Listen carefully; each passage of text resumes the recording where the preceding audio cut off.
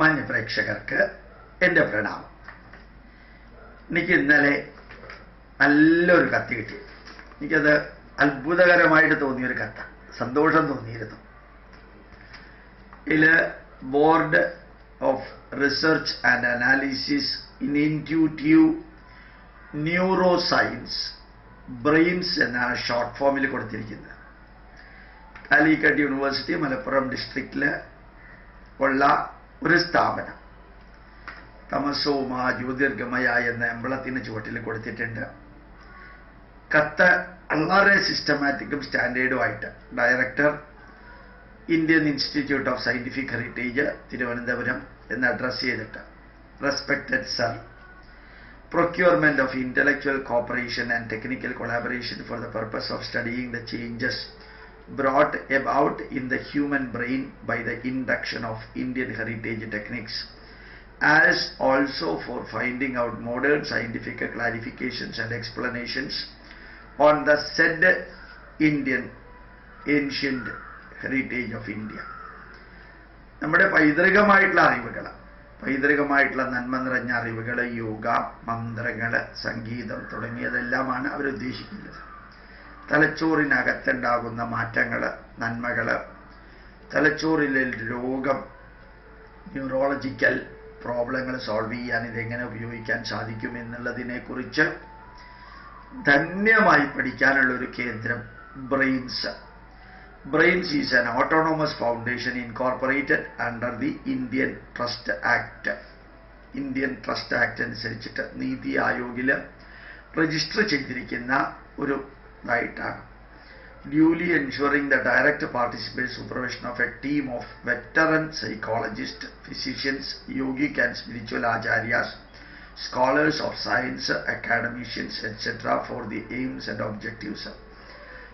മനഃശാസ്ത്രജ്ഞന്മാരുണ്ട്, ഡോക്ടർമാരുണ്ട്, യോഗികളുണ്ട്, ആത്മീയ ആചാര്യന്മാരുണ്ട്, ശാസ്ത്ര പണ്ഡിതന്മാരുണ്ട്, വിദ്യാഭ്യാസ വിചക്ഷകന്മാരുണ്ട്. ഇവരുടെ എല്ലാവരുടെയും കൂട്ടായ്മയാണത്. We trust that your good selves and your institution that have already won the stamp of individuality in the field of study and research on the topics of Indian heritage technologies could very well offer real and valuable directions and guidelines, as also a share of your technical know-how to the research activities of brains. നല്ല ഇംഗ്ലീഷാണ്, top English. ആ സ്ഥാപനത്തിൻ്റെ quality, ഒരു അക്ഷര തെറ്റില്ലാതെ, grammar തെറ്റില്ലാതെ നിങ്ങൾ ഇത്രയും കാലം ചെയ്തുകൊണ്ടിരിക്കുന്ന നന്മ നിറഞ്ഞ പ്രവൃത്തികൾക്ക് ധന്യമായിട്ടുള്ള അനുഭവത്തിൻ്റെ ആ വിലയുള്ളത് കൊണ്ട് എല്ലാവിധത്തിലുള്ള സഹകരണങ്ങളും, വാല്യുബിൾ ഡയറക്ഷൻസ് തരണം, ഗൈഡൻസ് തരണം, ടെക്നിക്കൽ നോ ഹൗ, സാങ്കേതികമായിട്ടുള്ള അറിവ് നൽകണം. ഇതിനുവേണ്ടി ഞങ്ങൾ നിങ്ങളുടെ മുമ്പിൽ കത്തെഴുതുന്നു. Under the circumstances, we hereby request you to kindly afford us an opportunity of technical collaboration or intellectual collaboration with your esteemed organization. നിങ്ങളുടെ സംഘടനയുമായിട്ട് സാങ്കേതികമായും ശാസ്ത്രമായും സഹകരിക്കാനായിട്ട് ഞങ്ങൾക്ക് അവസരം തരണം. And kindly inform us as the manner and the extent of the said collaboration. ഏതൊക്കെ വിധത്തിലാണ് സഹകരിക്കാൻ സാധിക്കുക എന്നുള്ളതിനെക്കുറിച്ച് ഒരു മാർഗനിർദ്ദേശവും കറക്റ്റായിട്ടുള്ള ഇൻഫർമേഷനും തരണം. Let all of us unite under a common flag, duly motivated by the ideal common object of pooling and sharing our resources. നല്ല രീതിയിൽ ഒരുമിച്ച് നമുക്ക് ഷെയർ ചെയ്ത് ധാരാളം കാര്യങ്ങൾ ചെയ്യാം. 7 പോയിന്റുകൾ അവർ തന്നിട്ടുണ്ട്. അത് ഞാൻ മുഴുവനും വായിക്കുന്നില്ല, നന്നായിട്ട് തോന്നി. To conduct scientific research studies and investigation in the field of brain technology, neuro science, to engage interdisciplinary and multidisciplinary research in Indian traditional sciences, to share specific and interdisciplinary knowledge among scientific community worldwide. നല്ല ലക്ഷ്യത്തോടുകൂടി നന്മ നിറഞ്ഞ പ്രവർത്തികൾ ചെയ്യുന്നവരാരാണോ, അവരേത് വിഭാഗത്തിൽപ്പെട്ടവരെ, ഏത് മതമോ ജാതിയോ ഈസമോ ഒന്നും നോക്കാതെ, പ്രത്യേകിച്ച് ഈ നാടിൻ്റെ സംസ്കാരവും പൈതൃകവുമായിട്ട് പ്രവർത്തിക്കുന്നവരുമായിട്ട് സഹകരിക്കാൻ ഇതുപോലെയുള്ള അവസരങ്ങൾ കിട്ടുമ്പോൾ അതൊരു പുണ്യമായിട്ട് എനിക്ക് തോന്നാറുണ്ട്. ശരിക്ക് വളരെ ഭംഗിയായിട്ട് ജനൻ ടി വിയിൽ ഒരാൾ പറയുകയുണ്ടായി, ഭാരതീയ വീക്ഷണ പ്രകാരം സേവനം നടത്തുക എന്ന് പറഞ്ഞാൽ ഒരാള് നമ്മുടെ സേവനം വേണമെന്ന് പറയുന്നത്, ആ വേണമെന്ന് അയാൾ പറയുന്നത് ഈശ്വരൻ കൊണ്ടുവന്ന് തരുന്ന ഒരു ഓപ്പർച്യൂണിറ്റിയാണ്, അവസരമായിട്ട് പറയാൻ. ഈ സേവനം ആവശ്യമുള്ളവൻ, സേവനം തരാൻ വരുന്നവനെ ഈശ്വരൻ നിയോഗിച്ച ഒരു വ്യക്തിയാണ്, എനിക്ക് അയാളുടെ സേവനം ലഭിച്ചു എന്ന് പറയാം. ഇപ്പോൾ സേവനം സ്വീകരിക്കുന്ന ആളും ഈശ്വരന്റെ പ്രതീകമായിട്ട്, സേവനം കൊടുക്കുന്ന ആളും ഈശ്വരന്റെ പ്രതീകമായിട്ട് നിൽക്കുന്ന ഒരു കാലം. ആ സേവനത്തിന് പ്രതിഫലം മേടിക്കുമ്പോഴാണ് ചിലപ്പോൾ ഒരല്പം ക്വാളിറ്റി കുറയുന്നു എന്ന് പറയുന്നത്. അപ്പൊ ശരിക്ക് പ്രതിഫലം മേടിച്ച് ജീവിക്കേണ്ടി വരുന്ന അവസരത്തിൽ അത് ചെയ്യുക, അതും മനസാക്ഷിയും മാനുഷിക മൂല്യങ്ങളും വെച്ച് ചെയ്യുക. ഇതുപോലെയുള്ള സംഘടന ശരിക്ക് വളരെ വളരെ നല്ല രീതിയിൽ ധാരാളം കാര്യങ്ങൾ ചെയ്യാൻ സാധിക്കും. ഈ അടുത്ത കാലത്ത് ഞാനൊരു വരി കേട്ടത് നിങ്ങളുമായിട്ട് പങ്കുവയ്ക്കുകയാണ്. ഭാരതത്തിലെ ടോപ്പ് സമ്പന്നനായിട്ടുള്ള ഒരു വ്യക്തി, പേര് പറയുന്നത് ശരിയല്ലാത്തതുകൊണ്ട് ഞാൻ പറയണില്ല, അദ്ദേഹം ബോംബെ താജ് ഹോട്ടലില് വിശ്രമിക്കുകയാണ്.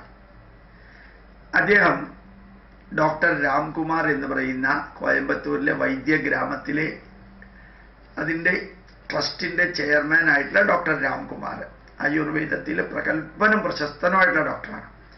അദ്ദേഹത്തിന് കുറച്ചു കാലം മുമ്പ് ഫോൺ വിളിച്ചു അത്രയും. ആ ഫോൺ വിളിച്ചു പറഞ്ഞു, കുറേ ദിവസമായി ഞാൻ ഉറങ്ങിയിട്ട്, ബോംബെ താജിൽ നിന്ന് ഫോൺ വിളിച്ചു പറഞ്ഞു, കുറേ ദിവസമായി ഞാൻ ഉറങ്ങിയിട്ട് എനിക്ക് തീരെ ഉറങ്ങാൻ പറ്റണില്ല, അങ്ങൻ്റെ അടുത്ത് വരണം, എനിക്ക് അസുഖമൊന്നുമില്ല, എന്നാലും കുറേ അധികം പ്രോബ്ലങ്ങൾ മാനസികമായിട്ടുള്ളത് കൊണ്ടാണ് ഉറങ്ങാൻ പറ്റാത്തത്.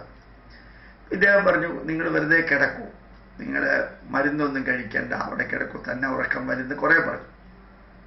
ആ മനുഷ്യൻ പറഞ്ഞു, ഞാൻ 3 മണിക്കൂർ മുമ്പ് നിങ്ങൾക്ക് ടിക്കറ്റ് അയച്ചിട്ടുണ്ട്, നിങ്ങൾ കോയമ്പത്തൂരിൽ നിന്ന് ബോംബെയിലേക്ക് വന്ന് എനിക്ക് ഉറങ്ങാൻ എന്തെങ്കിലും ചെയ്തു തരണം, എനിക്ക് ഉറങ്ങാൻ പറ്റണില്ല.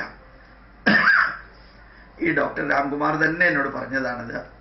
അദ്ദേഹം കോയമ്പത്തൂരിൽ നിന്ന് നേരിട്ട് ഈ നിർബന്ധിച്ച് പറഞ്ഞതുകൊണ്ട് ബോംബെയിൽ ചെന്നു, ബോംബെ താജ് ഹോട്ടലിൽ ചെന്നു. ഇയാള് ഇരിക്കുന്ന മുറിയിൽ ചെന്നു. അയാളോട് പറഞ്ഞു, പ്രത്യേകിച്ച് മരുന്നിൻ്റെ ആവശ്യമൊന്നുമില്ല, നിങ്ങൾ കിടക്കൂ. ആ മനുഷ്യൻ കിടക്കയിൽ കിടന്നു. ഭാരതത്തിലെ ലോകസമ്പന്നരുടെ ലിസ്റ്റിൽ പെടുന്ന വ്യക്തിയാണ്, ഭാരതത്തിലെ ടോപ്പ് മോസ്റ്റ് വ്യക്തികളിൽ 1-2 പേരിൽ ഒരാളാണ്. ആ വ്യക്തിയോട് ഇങ്ങനെ കിടക്കാൻ പറഞ്ഞു. ഇദ്ദേഹം നിലത്തിരുന്നുകൊണ്ട് ലളിതാ സഹസ്രനാമം വായിച്ചു. ആ ലളിതാ സഹസ്രനാമം ഇത്തിരി ഭംഗിയായിട്ട് മെലോഡിയസ് ആയിട്ട് വായിച്ചു. ലളിതാ സഹസ്രനാമം നാമാവലി വായിക്കാൻ ഈ 1 മണിക്കൂർ വേണം, അരമണിക്കൂർ വേണം. ശ്ലോകം വായിക്കാൻ കഷ്ടിച്ച് 20-25 മിനിറ്റ് മതി. വളരെ സ്ലോ ഇതായതുകൊണ്ട് ഒരു 10-35 മിനിറ്റ് എടുത്ത് കാണും. ഇതിലൊരു 20 മിനിറ്റ് വായിച്ചു കഴിയുമ്പോഴത്തേക്കും ഈ മനുഷ്യൻ നല്ല ഉറക്കത്തിലെത്തിക്കഴിഞ്ഞു. അത് അദ്ദേഹം തന്നെയാ പറയാം. ഇത് ലളിതാ സഹസ്രനാമത്തിലെ ആത്മീയതയോ അല്ല, അതിനകത്തുള്ള വേറെ എന്തെങ്കിലും ഒന്നുമല്ല, അല്ലെങ്കിൽ ചിലപ്പോൾ അതും ഉണ്ടായിരിക്കാം. ആ വ്യക്തിക്ക് ആവശ്യം വരുന്നോ ഉപദേശങ്ങളോ അല്ലെങ്കിൽ ശാരീരിക സപ്പോർട്ടോ പിഴിച്ചിലോ ഫിസിയോതെറാപ്പിയോ അല്ലെങ്കിൽ സെഡേറ്റീവോ ഒന്നും ആയിരുന്നില്ല. ഇതുപോലെയുള്ള ഒരു മന്ത്രത്തിൻ്റെ ശബ്ദം, അത് സംഗീതാത്മകമായ മ്യൂസിക് തെറാപ്പി, മന്ത്ര തെറാപ്പി, അതിനകത്ത് ദൈവമുണ്ടോ ദൈവമില്ലയോ എന്നുള്ള യുക്തി ചിന്ത പോലും ആവശ്യമില്ല. കാരണം ദൈവം ഉണ്ടെങ്കിൽ എന്താ, ഇല്ലെങ്കിൽ എന്താ. ഇവിടെ ഈ മനുഷ്യന് ആവശ്യമുള്ളത് ആ മെലോഡിയസ് ആയിട്ടുള്ള ചാൻഡിങ്, ആ മന്ത്രത്തിൻ്റെ ചാൻഡിങ് ആണ് ആ വ്യക്തിക്ക് ഉറങ്ങാനുള്ള അവസരം. അതിനുവേണ്ടി ഫ്ലൈറ്റ് ടിക്കറ്റ് കൊടുത്തിട്ട് വളരെ തിരക്കുള്ള ഒരു മനുഷ്യനെ ബോംബെയിലേക്ക് കൊണ്ടുവന്ന് അദ്ദേഹം ആ ജീവിതത്തിലെ ഒരു വലിയ ക്രൈസിസിൽ നിന്ന്, ഈ ബ്രെയിൻസ് പോലെയുള്ള സംഘടനയിൽ ധാരാളം വ്യക്തികളുണ്ട്. ഡോക്ടർ സാംബശിവൻ ഇൻസ്റ്റിറ്റ്യൂട്ടിന്റെ ചെയർമാനാണ്, നല്ല കാര്യങ്ങൾ ചെയ്തിട്ടുണ്ട്. തലച്ചോറുമായിട്ട് ബന്ധപ്പെട്ട കുറേ കാര്യങ്ങളും, ഗായത്രി മന്ത്രത്തിന്റെ എഫക്റ്റ്. പിന്നെ ഡോക്ടർ ഓമനക്കുട്ടി, സംഗീതത്തിന്റെ സമ്രാട്ട് പോലെയുള്ളവര് മ്യൂസിക് തെറാപ്പിയിൽ ധാരാളം ചെയ്തിട്ടുണ്ട്.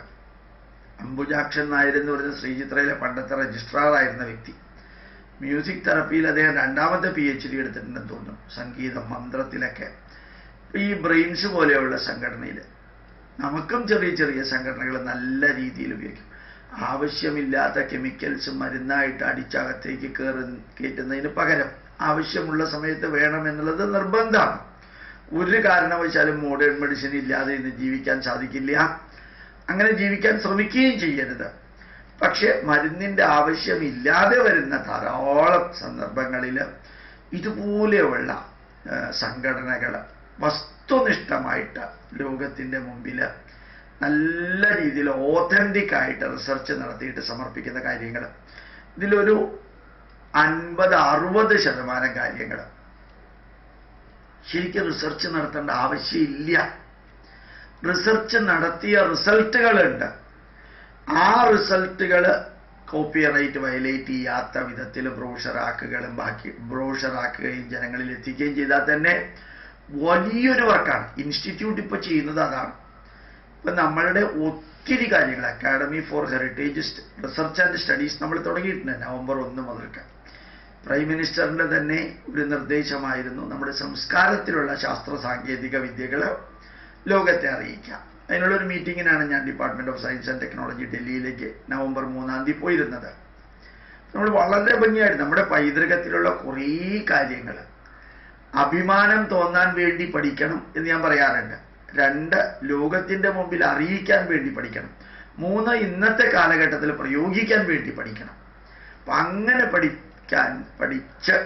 നമുക്ക് പഠിപ്പിച്ച് പ്രയോഗിക്കാൻ സാധിക്കുന്ന വിധത്തിലേക്ക് കൊണ്ടുപോകാൻ നിങ്ങൾക്ക് ഓരോരുത്തർക്കും സാധിക്കും. അങ്ങനെ സഹകരിക്കണമെന്ന് പറഞ്ഞ് അവിടെ നിന്ന് ആ വ്യക്തി നല്ല ഭംഗിയായിട്ട് ശരിക്കും മോസ്റ്റ് ഓതന്റിക് ആയിട്ടുള്ള ഒരു കത്ത് doctor Bose Srinivas MSc psychology PhD chairman Brains അയച്ചിരിക്കുന്ന കാലിക്കറ്റ് യൂണിവേഴ്സിറ്റി PO, നല്ല ഭംഗിയായിട്ടുള്ള കത്ത്. അതേപോലെ തീർച്ചയായിട്ടും ഇൻസ്റ്റിറ്റ്യൂട്ട് എല്ലാവരുമായിട്ട് കൊളാബറേറ്റ് ചെയ്യാൻ ആഗ്രഹിക്കുന്നുണ്ട്. പുതിയ ഒരു വീക്ഷണത്തിലൂടെ ഈവൺ അമ്പലങ്ങളെ പോലും ഒരു മൈക്രോ യൂണിവേഴ്സിറ്റി ആക്കി മാറ്റുക. നമ്മളിപ്പോൾ പോകുന്ന സ്ഥലങ്ങളിലൊക്കെ പറയാറുണ്ട്, പോകുന്ന സ്ഥാപനങ്ങളിലും പറയാറുണ്ട്, മൈക്രോ യൂണിവേഴ്സിറ്റി ആക്കി മാറ്റുക. കാരണം അവിടെ നിന്ന് സർട്ടിഫിക്കറ്റ് കൊടുക്കാം. അത് ഗവൺമെൻറ് ഇടുന്ന രീതിയിൽ BSc MSc MA BA അങ്ങനെയുള്ള ഇതിടാനുള്ള പ്രൊവിഷൻ നമുക്കില്ല. പക്ഷെ ക്വാളിറ്റി സർട്ടിഫിക്കറ്റ് കൊടുക്കാം.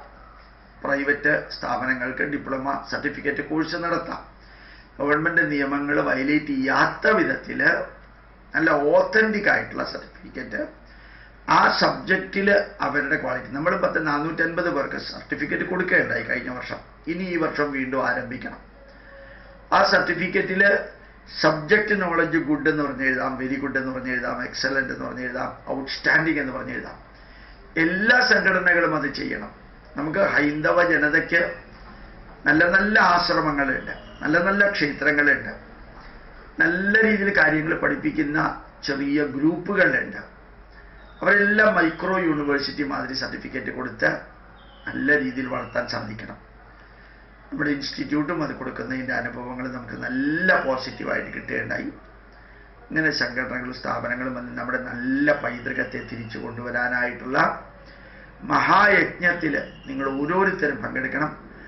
കുറച്ച് സമയവും ഊർജവും അറിവും സമ്പത്തും അതിനുവേണ്ടി മാറ്റിവെക്കാൻ സാധിക്കണം. സമയവും സമ്പത്തും ഊർജവും നിങ്ങളുടെ അറിവും അതിനുവേണ്ടി മാറ്റിവെക്കാൻ സാധിക്കണം. ഈ ബ്രെയിൻസ് എന്ന് പറയുന്ന ആ സംഘടനയുടെ കത്ത് വായിച്ചപ്പോൾ അസാധാരണമായിട്ടുള്ള അഭിമാനം തോന്നി.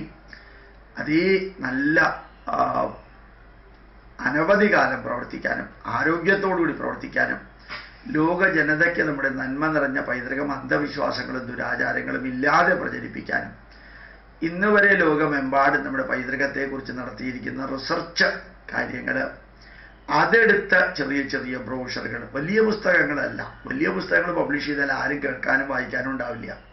ചെറിയ ബ്രോഷറുകൾ പബ്ലിഷ് ചെയ്യാനെല്ലാം സാധിക്കട്ടെ എന്ന് പ്രാർത്ഥിക്കുന്നു. പ്രണാമം. നമസ്കാരം.